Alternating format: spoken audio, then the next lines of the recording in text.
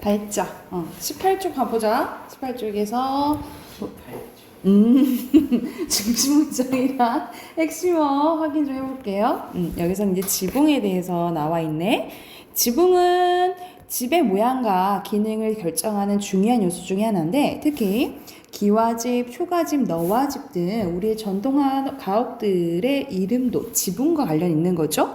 그만큼 우리의 건축사에서 지붕은 중요한 부분이 여겨져 왔다라는 거야. 그래서 여기서 중심 문장은 지붕에 대한 첫 번째 문장이 중심 문장이고요. 핵심어는 당연히 지붕이 되겠죠. 가장 대표적인 한옥 두 가지는 기와집과 초가집이 있는데, 기와집은 기와로 지붕을 만든 집을 가리키고 초가집은 지피나 갈대 등으로 지붕을 만드는 집을 가리킵니다. 일반적으로 사람들은 초가지붕보다는 기와지붕이 더 좋다고 생각하는데, 그 이유는 초가지붕을 만드는 재료는 농사를 지는 사람들이 구하기 쉬운 것들이어서 농민이나 가난한 백성들이 주로 사용했고, 비교적 비싼 재료로 만드는 기와지붕은 양반이나 부자들이 많이 사용했다고 여기기 때문이에요. 확실히 지피나 갈대 같은 풀보다는 기와가 더 튼튼하기 때문에 기와지붕이 더 견고하긴 하다라는 거죠. 그쵸? 그래서 여기서는 두 집이 있는데 사람들이 일반적으로 어떻게 생각한다는 거야? 초가지붕보다 기와지붕이 더 좋다고 생각한다는 거죠. 왜? 기와가 더 좋으니까. 그치? 여기서는 핵심은 두 가지예요. 초가지붕과 기와지붕 두 가지 표시하시고, 하지만 초가지붕이 꼭 나쁜 것만은 아니래. 일단 초가지붕의 석가래는 다른 지붕의 석가래보다 훨씬 경제적인데, 초가지붕의 석가래는 가벼워도 괜찮고 숲에 있는 고든 나무를 베어서 다듬은 뒤 바로 지붕에 올려도 될 만큼 크게 가공하지 않아도 됩니다.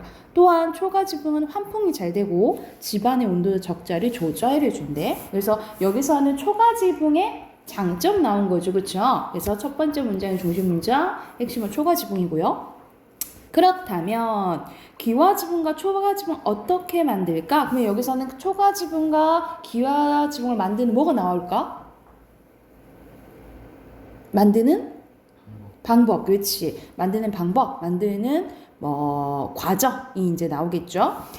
기와지붕은 먼저 나무로 지붕의 뼈대를 만들고 그 위에 파늘가루 흙을 두껍게 바른 후에 기와를 이어서 만듭니다. 초가지붕을 만드는 방법도 이와 비슷한데, 지붕을 얹은 자리에 보토라는 흙을 깔아주고 그 위에 풀을 썰어 넣어 고르게 반죽한 진흙을 올립니다. 그리고 위에 볏짚을 엮어서 이어준대요. 그래서 여기서는 만드는 과정이 나와서 포괄하는 문장을 첫 번째 문장으로 보시면 될 것 같아요. 핵심어는 두 가지고, 이렇게 만들어진 한옥의 지붕들은 대부분 아래쪽에 실제 거주하는 공간에 비해 크고 넓은데, 이것은 우리나라 기후를 고려한 거래. 우리나라는 사계절이 있잖아. 특히 여름과 겨울 날씨가 뚜렷한데, 넓은 지붕은 여름에는 시원한 그늘을 만들어주고 겨울엔 눈과 바람을 막아 집안을 따뜻하게 해준다. 이와 같이 한옥의 지붕은 보기에만 멋스러운 게 아니라 우리의 조상들의 삶의 지혜가 담겨져 있다라는 게 핵심 문장이라고 보시면 돼요. 핵심어는 한옥의 지붕이라고 보시면 되겠죠. 자, 그러면 1번에 초가지붕은 뒤에 나와 있으니까 앞에는 뭐겠어요? 기와지붕이겠죠? 그리고 중심 문장 같이 했지? 몇 번이에요?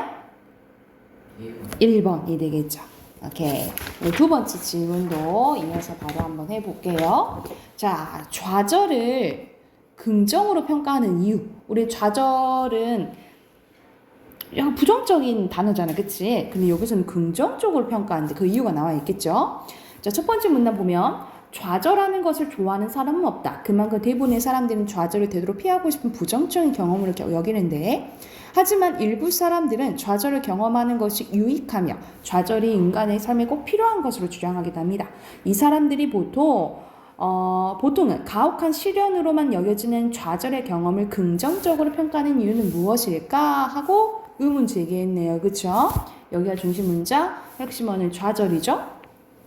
인간이 겪는 좌절, 그 가혹한 시련과 관련하여 재미있는 역사 이론을 펼쳤던 역사학자가 있는데, 그 역사학자가 토인비래요. 이 토인비는 그의 저서 역사의 연구에서 인류의 문명은 인간이 가혹한 환경에 맞서 싸워온 과정에서 발전했다면서 고대 중국 문명을 발전의 예로 들었대요. 그러니까는 뭔가 싸우면서 발전해왔다라고 이제 얘기를 하는 거지, 그치? 그래서 여기가 중심 문장이고요. 발전했던 이유는 가혹한 환경에 맞서면서 우리가 점점점 진화했다는 거지, 그치?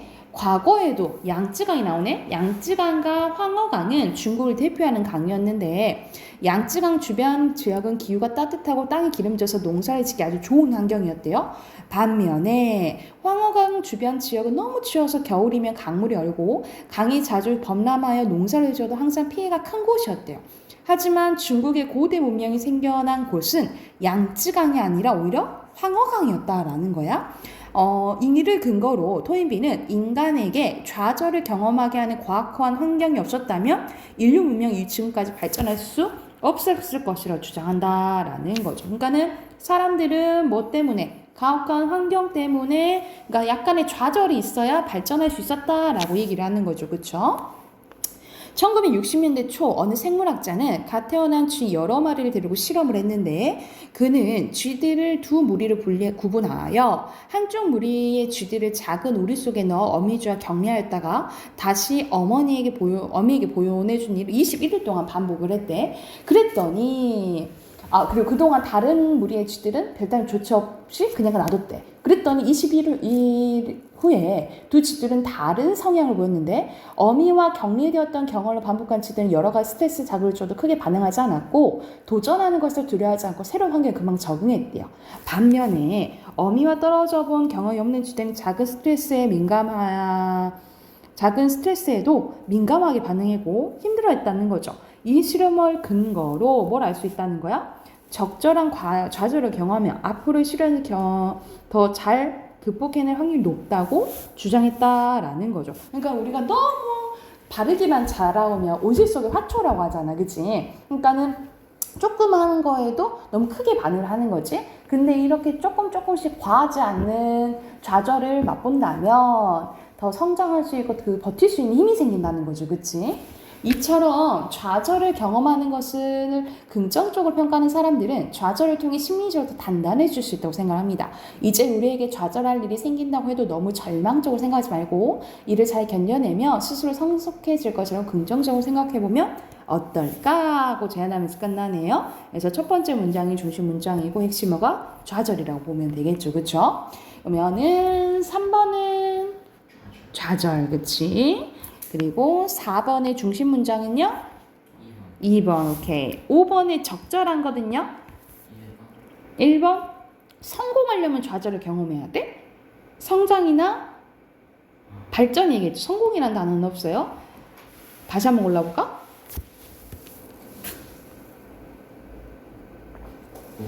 5번, 그렇지. 5번이고 6번은요? 쉽죠? 좌절이죠, 그쵸? 좌절. 7번에 아닌 거네요. 5번, 오케이. 뒤에 마지막 어휘 확인해 볼게요. 자, 1번에 가공, 2번에 볏짚, 그리고 3번에 가옥, 4번에 건축사. 4까지예요. 그리고 5번에 대부분, 6번에 가혹, 7번에 격리, 8번에 범람, 9번에 환풍이에요. 그리고 10번에 유익, 11번에 이룩, 12번에 너와 집이고요. 그리고 13번에 경제적, 14번에 일반적, 그리고 15번에 문명이에요. 여기 됐을까요? 자, 우리 이제 다음 주에 보니까 3대2 숙제를 내줄게요. 3대2, 그러니까는 몇 쪽까지? 28쪽까지 문제 풀어오시고, 오늘 한 것처럼 중심 문장이랑 핵심어 표시해오세요. 아셨죠? 자, 문학권 해봅시다. 왜 시계를 보시죠? 문학권 해봅시다. 네. 네. 어떤 사람이 팔을 마비하고 물속에 그 손을 넣었는데요. 안 죽은 척을 했대요. 네? 갑자기? 뭔 말이야? 여기 뒤에 지문에 대한 얘기가 나와요. 지문 읽는 걸 봤어? 나 갑자기 지문 얘기를 왜 하지? 했다. 예, 그래가지고 그게 지문을 갖다가 손가락 끝이 쪼글쪼글해지는군요. 뇌에서 자극을 줘가지고 일부러 그렇게 만드는 거예요. 자, 갑자기 76쪽 선생님이 했는데 선생님 줄 프린트 있죠? 그거 보시면 되는데 이렇게 앞에 우리 저번 시간에 시 했었잖아요, 그치? 시, 소설 이렇게 번갈아 가면서 한 번씩 이제 할 거예요. 자, 여기서는 대표적인 김유정의 대표적인 작품 동백꽃에 대해서 이제 나오는데 우리 형호 동백꽃 아세요? 동백꽃 그 빨간색 빨간색 우리 겨울에 피는 꽃이 동백꽃이라고 하는데 여기서 나오는 동백꽃이 그 우리가 빨간색 꽃이라고 알고 있는 동백꽃이 아니고 이걸 통해서 우리가 이제 공간적 배경을 알 수가 있는데 공간적 배경이랑 시간적 배경을 알 수가 있는데 여기서는 우리가 강원도에서는 생강나무 꽃은 노란색이거든요. 이 생강나무 꽃을 동백꽃이라고 부른대요. 그래서 여기 또 이 제목을 통해서 뭘 알 수 있는 거예요? 공간적 배경이 강원도인 걸 알 수 있고 이건 언제 피냐면 봄에 핀대요. 그래서 이 제목을 통해서 뭘 알 수가 있는 거야? 공간적 배경이랑 시간적 배경을 알 수가 있다라고 보시면 되겠죠. 그리고 이 작품은 언제 이제 많이 나오냐면 시점 공부할 때 가장 많이 나와요.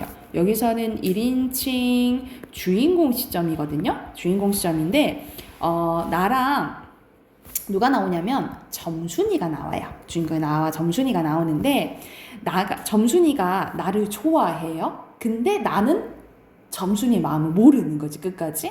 그래서 근데 우리는 딱 봐도 점순이가 좋아하네 라는 걸 알아. 근데 누구만 모르는 거야? 나만 모르는 거야. 그래서 웃음을 유발한다 라고 보면 돼. 이게 1인칭 주인공 시점의 효과라고 보시면 되고 또 여기서는 시간적 배경이 1930년대거든요.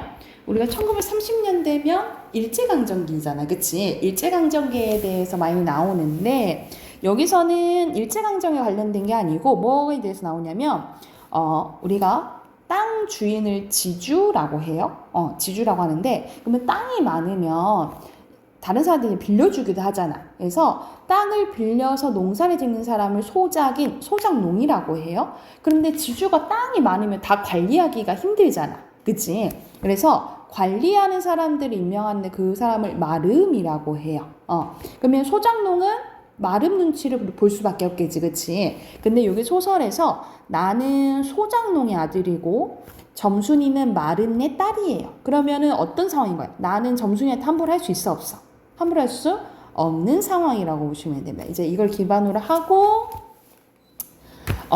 소설 한번 봐볼게요. 아셨죠? 자, 이번에도 점순이 나오죠? 점순이가 쌈을 붙여놨을 것이다. 이 쌈은 뭐냐면 닭싸움을 얘기하는 거예요. 점순이가 나의 닭이랑 자기네 닭이랑 자꾸 싸움을 시키는 거야. 바짝바짝 내 기를 올리느라고 그램수에 틀림없을 것이다. 그놈의 계집애가 요새 들었을 때 왜 나를 못 먹겠다 그렇게 아르는 거는지 모른대. 그러니까 나는 점순이 나를 괴롭히는 이유를 알아 몰라요? 전혀 모르는 이제 눈치인 거야. 그래서 얘는 눈치가 없는 스타일이라고 보시면 되겠죠.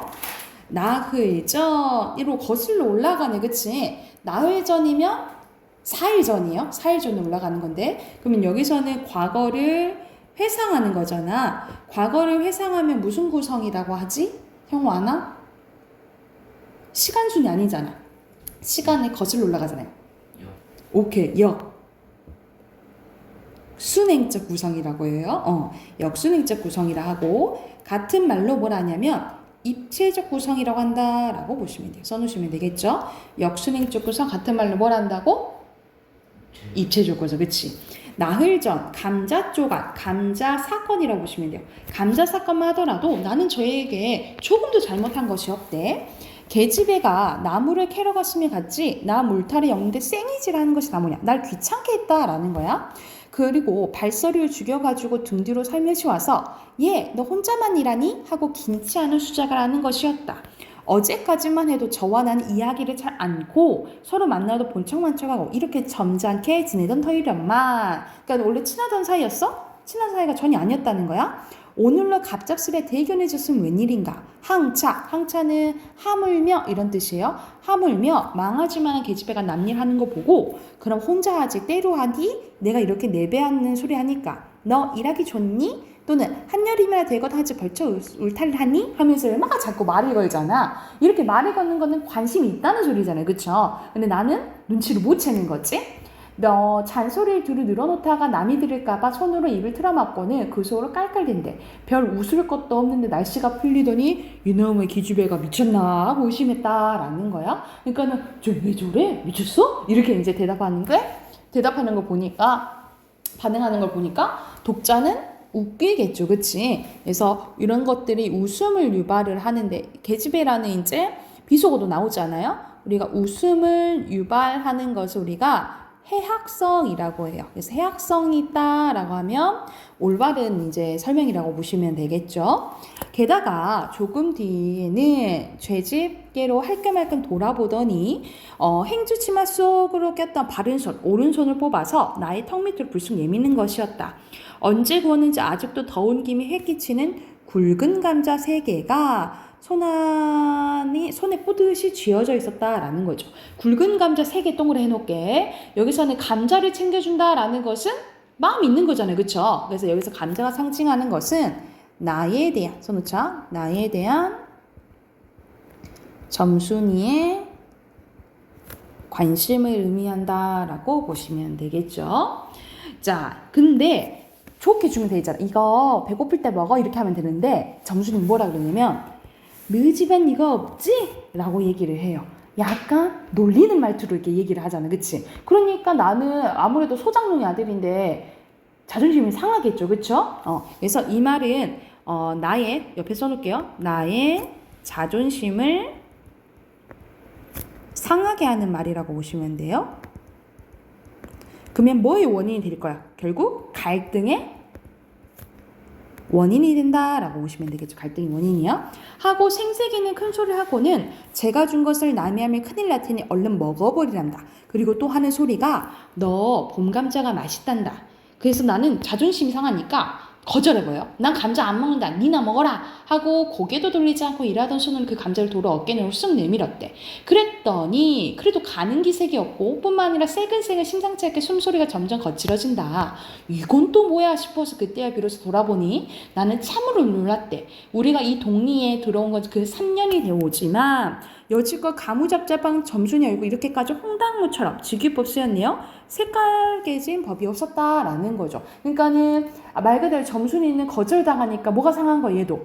자존심이 상한 거죠. 그래서 옆에 빈칸 넣고 뒤로 넘어갈게. 나는 순박하고 눈치가 없고요. 점순이는 좀 적극적인 스타일이라고 보시면 되고 나에 대한 점순이 관심과 애정이 들어가는 거 뭐지? 감자, 그치? 그리고 과거 회상했다 했잖아요. 무슨 구성? 입체적 또는 역순행적 구성 써놓으시면 되겠죠. 뒤로 넘어가 봅시다. 78쪽으로 가요. 자, 중력 부분 줄거리 요약되어 있는 거 가보자. 감자를 주었다가 무안을 당한 점순이는 나의 수탉을 데려다가 자신의 수탉과 싸움을 시키며 여러 차례 나의 약을 올립니다. 매번 싸움을 패하는 나의 수탉에게 고추장을 먹여보기도 하지만 고추장을 먹이면 힘이 더 세질 거라고 생각해서 막 고추장을 먹어요. 다 같아. 그런데 효과가 있었을까? 효과가 없어요. 그러다 어느 날 나무를 하고 오는 길에 점순이가 나의 수탉을 또 데려가서 닭싸움을 시켜놓으니까 너무 화가 나는 거야. 이건 참을 수가 없는 거야. 그러던 상황이에요. 가까이 와보니 과연 나의 짐작대로 나의 수탉이 피를 흘리고 거의 빈사지경에 이르렀다. 닭도 닭이려니와 그럼에도 불구하고 눈 하나 깜짝없이 그대로 앉아서 호두기만 보는 그 꼴에 더욱 치가 떨린다. 동네에서도 소문이 났거니와 나도 한때는 걱실걱실의 일자라고 얼굴 예쁜 계집애인 줄 알았더니 시방 보니까 그 눈깔이 꼭 여우새끼 같대. 그러니까는 점순이에 대한 좀 좋은 호감을 가지고 있었는데 이제 너무 꼴보기 싫은 거지, 그치? 나는 대뜸 달겨들어서 나도 모르는 사이에 그 수탉을 단매로 때려 엎어버렸대. 닭은 푹 꺼진 채 다리 하나 꼼짝 못하고 그대로 죽어버렸다라는 거야. 여기가 갈등의 고조인 부분이라고 보시면 돼요. 그러니까 절정인 부분이라고 보면 돼.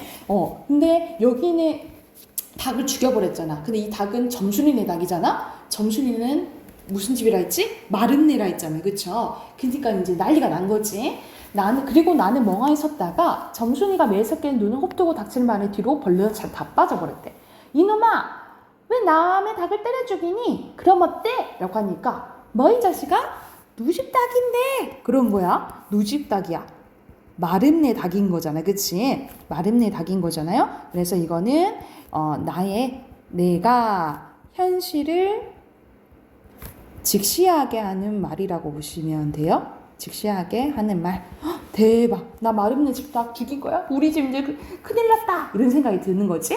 하고 복장을 떠미는 바람에 벌렁 자빠졌대요. 그리고 나서 가만히 생각을 해보니 분하기도 하고 무한하기도 하고 또 한편 일을 저질렀으니 이제 땅이 떨어지고 집도 내쫓기고 해야 하는지도 모른다. 나는 비슬비슬 일어나며 소매자라고 눈을 가리고 얼기임에 엉하고 울어버렸대. 어떡하자고. 그랬더니 점순이가 너 이다음부터 안 그럴 테냐? 물을 때야 비로소 살 길을 찾은데 싶었대. 나는 눈물을 우선 씻고 뭘 안 그런지도 명색이 모르건만 끝까지 눈치가 있어요 없어요? 눈치가 없어요. 그래 하고 무도토 대답했대. 유다음부터 또 그래봐라. 내 자꾸 못 살고 올 테니. 그래 이제 안 그럴 테야. 닭 죽은 건 염려 마라. 내 안 이를 테니. 그리고 멋에 떠다 밀렸는지 나의 어깨를 짚은 채 그대로 퍽 쓰러진대요. 멋에 떠다 민게 아니고 점순이가 나를 덮친 거라고 생각하시면 돼요. 그 바람에 나의 몸뚱이도 겹쳐서 쓰러지며 한창 피어 퍼들어진 노란 동백꽃 나오지. 제목이 노란 동백꽃으로 파묻혀 버렸대. 그래서 이 노란 동백꽃은 순수한 나와 점순이의 뭐 사랑까지는 좀 거창하긴 하지만 이런 사랑 또는 낭만, 약간 우리 꽃 하면은 로맨틱한 분위기가 생성되잖아요. 그렇죠? 그래서 낭만적인 분위기를 형성해주는 역할을 한다라고 보시면 돼요. 알싸한 그리고 향긋한 그 냄새에 나는 땅이 꺼지는지 온 정신이 고만 아찔했대. 그러니까는 그런 거지. 점순이가 나를 떠밀어서 아찔한 건지 동백꽃 때문에 아찔한 건지 자기도 이제 헷갈리는 부분이라고 보시면 돼요. 그래서 끝까지 나는 점순이 마음을 알아몰라. 모르는 스타일이라 생각하시면 돼요. 이러면서 이제 끝나게 되는 이야기라고 보시면 됩니다. 자, 그럼 옆에 빈칸 채워보고 해당하는 문제 풀어볼게. 여기서는 집도 내쫓길까봐 걱정하는 거죠, 내가. 그리고 닭싸움은 나와 점순이의 갈등을 나타내고 말 그대로 나중에는 화해하는 계기도 된다라고 보시면 돼요. 그리고 나와 점순이의 화해와 사랑을 상징하는 것은 제목인 동백꽃이죠. 그래서 나와 점순이의 사랑의 감정을 감각적 시각이나 후각으로 표현했다라고 보시면 됩니다. 그리고 마지막에 낭만적이고 향토적은 뭐냐면 선생님이 이거 동백꽃은 강원도에서 생강나무꽃을 부른다 했잖아요. 그치? 여기서는 강원도라는 특색을 알려주는 거니까 향토적이라고 보시면 돼요. 그 지역의 특색을 나타내면 향토적이라고 해. 그래서 낭만적, 향토적은 맞다라고 보시면 되겠죠. 동백꽃에 대해서 나오면 이해됐을까요? 그러면 해당하는 문제 풀어보죠, 형호야. 77쪽부터 81쪽까지 푸시면 돼요. 81쪽까지 다 풀면 얘기하세요.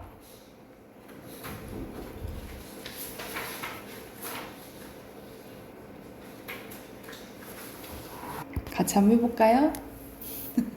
77쪽부터 같이 가보자. 77쪽 1번에 여기선 서술상의 특징을 적절하지 않은 거예요. 몇 번 했나? 5번. 그치. 상세하게 나오지는 않았어요. 배경이 우리 추측할 수 있지만 어딘지 막 정확히 뭐 강이 흐르고 뭐 뒤에 나무가 있고 이렇게 나오진 않죠. 그리고 2번에 5번 침몰한 사이 아니었고 3번에 4번. 오케이. 4번에 적절한 거예요. 나는 눈치가 없다 했잖아. 그치? 그럼 가장 적절한 건 1번이에요. 1번. 나는 그냥 귀찮게만 생각하는 거죠. 그리고 5번에 적절하지 않은 거 4번. 한 번에 죽여버렸잖아. 그치? 알맞지 않은 거 여기서는 5번이에요. 자기 준이가 너 왜 다갈죽이니? 하고 뭐라 했잖아. 그치? 호두기 본 건 그 전이라고 보시면 돼요. 어떻게가 뭐예요? 호두기 그 풀피리 같은 거 있잖아요. 그거라고 생각하면 돼. 6번에 알맞지 않은 것은 2번 2번 집안 싸움까지는 아니고 7번에 동백꽃에 관련된 거네 알맞지 않은 거 3번 3번 시간적 배경을 알 수 있지 시대적은 아니지 그치? 나가 기업과 같이 이 행동한 이유는 여기 부분 쓰시면 되겠죠. 어디 부분 보냐면 왜 일을 저지르니까 이제 땅이 떨어지고 집도 내쫓기고 해야 하는지 모른다. 그러니까는 땅이 떨어지고 집도 내쫓기게 될까봐 뭐 됐기 때문에 걱정됐기 때문에 두려웠기 때문에 쓰시면 되겠죠, 그렇죠? 이거 됐었을까요? 이렇게 쓰시면 되고 뒤에 어휘 봐볼게요. 어휘 81쪽 보면은 세로는 기색이고요, 가로는 생색이에요. 그리고 2번의 가로는 무턱대고 세로는 무안입니다. 무안. 바꿨어. 바꿨었어요? 그리고 3번도 순서대로 수작, 그리고 걱실이 5번에 알싸한, 6번에 얼김이고요. 그리고 7번에 이렇게 표시하시면 됩니다.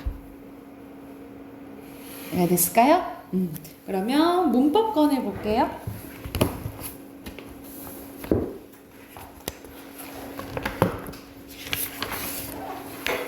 문법 어디 할 차례냐면 14쪽 할 차례예요. 14쪽. 우리가 저번 시간에 의문에 대해서 했잖아, 그치? 의문에 대해서 했는데, 의문 중에 이제 모음에 대해서, 그러니까 의문은 뭐가 있냐? 간단하게 자음, 모음, 소리의 길이가 있다라고 보시면 되고, 그 중에 이제 모음을 할 건데, 우리가 선생님이 결과적으로 얘기를 해주면, 모음은 총 21개가 있어요. 몇 개가 있어? 21개가 있는데, 이것을 단모음과 이중모음으로 나뉘어져요. 단모음이 10개고 이중모음이 11개예요. 이렇게 이제 21개인데 선생님이 이 단모음만 외울 거야. 이 단모음 10개를 외울 거예요. 근데 그럼 나머지는 이중모음이라 생각하면 되겠지. 그치? 근데 그러면 선생님 단모음이랑 이중모음의 차이는 뭐예요? 라고 했을 때 단모음은 소리를 내는 도중에 혀의 위치나 입술 모양이 바뀌지 않는 모음을 말해요. 이중모음은 반대로 소리를 내는 도중에 혀의 위치나 입술 모양이 달라지는 모음이라고 보시면 됩니다. 그래서 예를 들어서 우리가 아 하면 아는 아야, 그치? 네, 야 해볼까? 이야 하면서 바뀌죠, 그쵸? 이런 식으로 보면 아는 단모음이고 야는 이중모음이요. 이런 식으로 혀의 위치나 입술 모양이 바뀌지 않으면 단모음, 바뀌면 이중모음이라고 보시면 돼요. 이게 됐을까요? 그러면 선생님이 이 단모음 10개를 외울 거라 했잖아, 그치? 이 10개와 관련된 표가 어디 있냐면 18쪽에 있어요. 18쪽으로 가볼까요?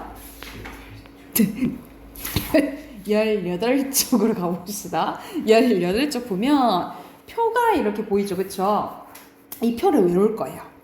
이 표를 외울 거야. 그래서 우리가 모음이랑 이 진도 다 끝나잖아요. 그러면 자음표랑 모음표랑 외울 거예요. 한번 봐보자. 자, 여기서는 우리가 어떻게 외우면 되냐면 이, 에, 위, 웨, 으, 아, 우, 오 이 순으로 외우면 돼요. 어떻게 외우시면 되냐면 이, 에, 위, 웨, 으, 아, 우, 오 이렇게 외우면 되는데 자, 나누는 게 기준이 3가지가 있어. 몇 가지가 있다고? 3가지가 있는데 첫 번째는 뭐냐면요. 이렇게 나눌 수가 있는데 그게 전설 모음과 후설 모음을 나눌 수 있어요. 이게 뭐냐면 혀의 최고점 위치라고 보면 돼요. 써놓을까? 여기는 혀의 앞뒤라고 써져 있는데 이걸로 써놓으세요. 혀의 최고점 위치예요. 그러니까 우리가 발음했을 때 혀의 최고점이 앞에 있냐 뒤에 있냐에 따라서 달라진다라고 생각하면 돼. 앞에 오면 무슨 모음? 전설 모음. 혀설자예요. 뒤에 오면은 후설 모음이라는 거지. 그러면 이 표를 외워놓으면 그럼 전설 모음엔 뭐가 있냐 하면은 이에 위, 외가 있다라고 하면 되겠죠. 후설 모음에는 의어와 우, 오가 있다라고 쓰면 되는 거예요. 그러니까 이 표가 머리에 있으면 문제 풀기가 쉽겠죠. 그치? 그리고 두 번째는 우리가 우 하면은 입술이 어떻게 돼? 우 동그라미가 되지. 그치? 우리가 발음할 때 동그라미가 원순이라 하고요. 동그라미가 안 되면 평순이라고 해요. 이건 입술 모양이라고 보면 돼. 첫 번째는 혀의 최고점 위치, 두 번째는 입술 모양이야. 입술 모양이 동그라미가 되면 원순, 동그라미가 아니면 평순이야. 그러면 원순 모음에 뭐가 있는 거야? 위, 외, 우, 오. 평순 모음에는 이에 의어가 있는 거죠. 이해됐을까요? 그리고 마지막에 세 번째는 혀의 높낮이에요. 혀가 높으면 고, 모음. 고모음엔 뭐가 있는 거야? 이위, 으, 우. 중모음에는 에, 외, 어, 오. 저모음에는 에, 아가 있는 거예요. 이해됐을까요? 그러면 이에, 위에, 의어와 우오. 문제 풀기 전에 모음과 관련된 문제가 나오면 이 표를 그리고 문제를 풀면 되겠죠. 그럼 바로 풀 수 있겠지, 그치? 그런데 봐봐. 이 애자와 요 애자는 구별하기가 조금 어려워요. 사실상 그렇게 들릴 때는 그렇게 구분이 안 가. 근데 봐봐. 이, 에야. 그러면은 구별은 혀의 얘는 똑같이 전설 모음이고 평수 모음이잖아. 근데 뭐만 달라요? 중모음이냐 저모음이냐. 그러니까는 이렇게 발음될수록 입이 더 크게 벌려지고 혀가 밑으로 더 내려간다라고 보시면 돼요. 혀의 높이가 낮아져야겠지? 그래서 이, 에야, 이, 에로 발음된다라고 생각하면 돼요. 이해가 됐을까요? 그러면 앞으로 다시 가서 기준 한번 다시 가볼게요. 15페이지로 가봐. 15페이지. 자, 15페이지 첫 번째는 혀의 높낮이부터 봐볼게. 혀의 높낮이에 따라서 고모음, 중모음, 저모음이요. 고모음엔 이위, 우우, 중모음엔 에외, 어오, 저모음엔 에, 아가 있다라고 보시면 되고요. 그쵸? 그리고 16쪽 가봐요. 16쪽에 입술의 모양에 따라서 원순모음, 평순모음이 있네. 그치? 원순모음에는 위, 외, 우, 오. 그리고 평순모음에는 이에, 의어가 있다라고 보시면 되겠죠. 그쵸? 그리고 17페이지가요.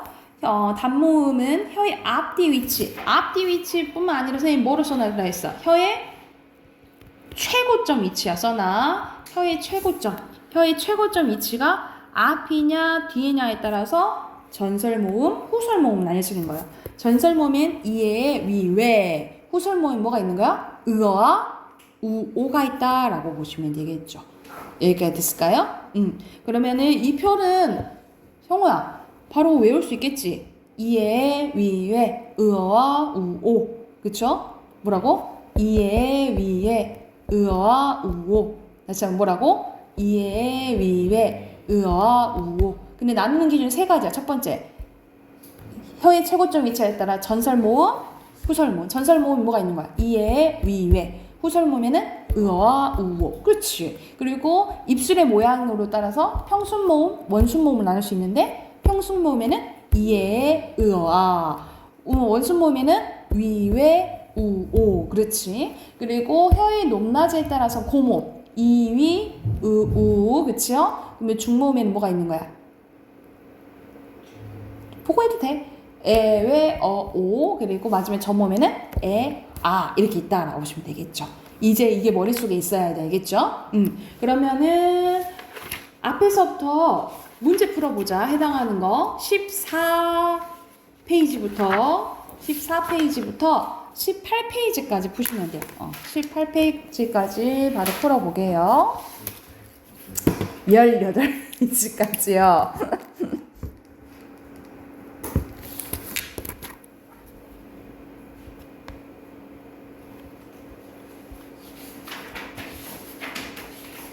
근데 쌤이 욕 써요? 여기요? 네. 잘 안 해요? 하긴 해요. 영호 씨 18쪽까지 숙제 해오시고 그 다음 주 화요일부터 그거 볼 거예요. 어휘 시험 볼 거예요. 1강이랑 2강 공부해 오시면 돼요. 바로 오자마자 시험 볼 거예요. 아셨죠?